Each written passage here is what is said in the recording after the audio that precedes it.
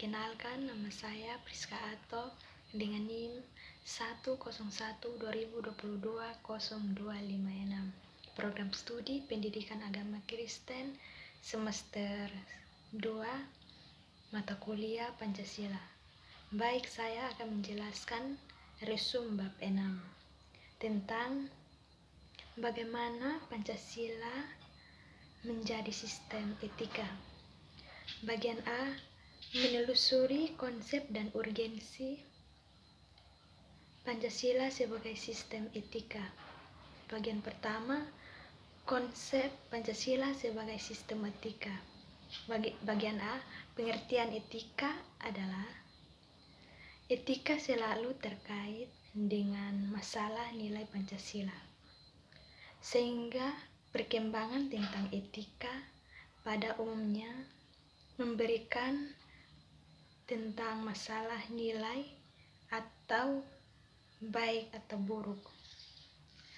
Menjelaskan bahwa etika dan dalam 6 pengertian nilai dalam menggunakan secara tentang etika pada umumnya membicarakan tentang masalah nilai baik atau buruk. Yang pertama, sesuatu yang berfundamental yang dicari oleh sepanjang hidupnya. Yang kedua, suatu kualitas atau tindakan yang berharga, kebaikan, makna atau pemenuhan karakter untuk kehidupan seseorang. Bagian 3, suatu kualitas atau tindakan sebagai pintu identitas seseorang sebagai kemanusiaan sendiri, prestasi diri dan membentuk diri. Bagian 4, suatu kriteria fundamental bagi seseorang untuk memilih sesuatu yang berlingkap laku bagi dirinya dan orang lain. Yang keenam, suatu objek nilai suatu hubungan yang tepat dengan sesuatu yang sekaligus membentuk hidup beberapa dengan identitas kepribadian seseorang. Bagian B, aliran-aliran etika.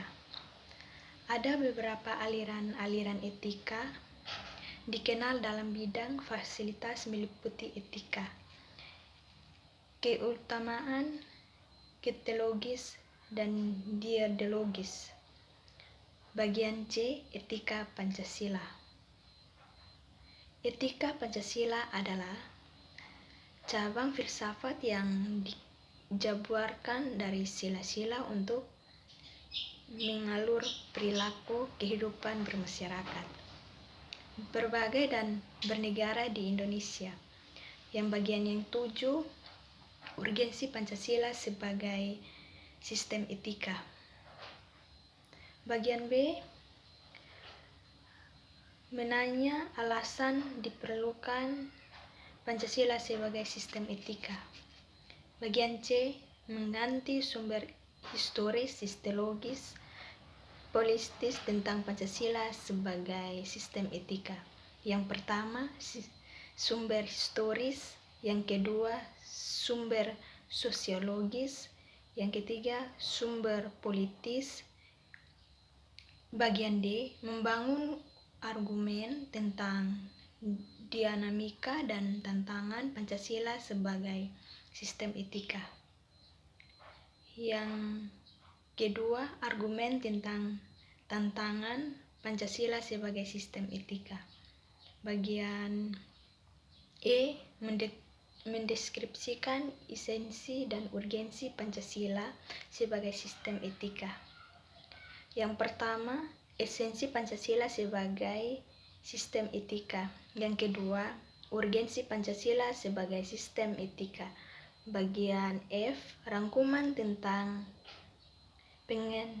pengertian dan pentingnya Pancasila sebagai sistem etika.